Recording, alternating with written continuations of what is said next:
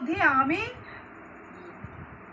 তর্কবাদ বিদ্যা, বর্ণ সমূহের মধ্যে আমি অকাল, সমাসের মধ্যে আমি দন্ত সমাস, অক্ষয় কাল আমি, এবং কর্মফলদাতা ঈশ্বর, সর্বসংহারকারী আমি মৃত্যু, ভবিষ্যৎ জগতের উৎপত্তি আমি, রমণীদের মধ্যে আমি কীর্তি, শ্রীবাক, স্মৃতি, মেধাতিথি ও ক্ষমা, এই সাতটি দেবী রূপী আমি।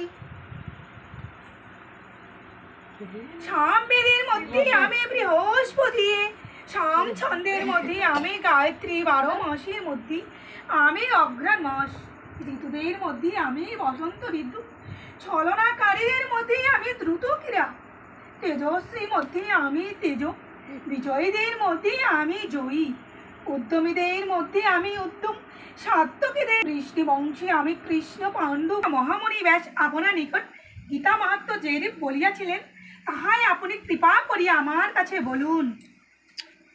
সুত বলেন, আপনি যে মঙ্গলময় পরম বৃহত্তম উত্তম বিষয় জিজ্ঞাসা করিলেন, সেই অত্যুত্তম গীতা মাহাত্ম্য বলিতে কাহার সামর্থ্য আছে? ইহা একমাত্র শ্রীকৃষ্ণই জানেন। ইহা অর্জুন, ব্যাসদেবের শুক্রদেব, যাজ্ঞবল্ক্য ও মিথিলা রাজ জনক ঋষিও কিছু কিছু জানেন, আর অন্যের কানে শুনিয়া লেশমাত্র কীর্তন করেন। আমি ব্যাসদেবের মুখে যাহা শুনিয়াছি তেমনি তাহার কিছু এই স্থানে কীর্তন করিতেছি, তাহা শ্রবণ করুন। সমস্ত উপনিষদ হেনু স্বরূপ শ্রীকৃষ্ণ হইলেন দহন কর্তা, অর্জুন উহার বৎস, আর দুগ্ধ হলেন শ্রেষ্ঠ গীতা শাস্ত্র স্বরূপ অমৃত। শ্রীকৃষ্ণ অর্জুনের সারথি পদে প্রতিষ্ঠিত হইয়া জগতের উপাকার অর্থে গীতারূপ অমৃত দান করিয়াছিলেন।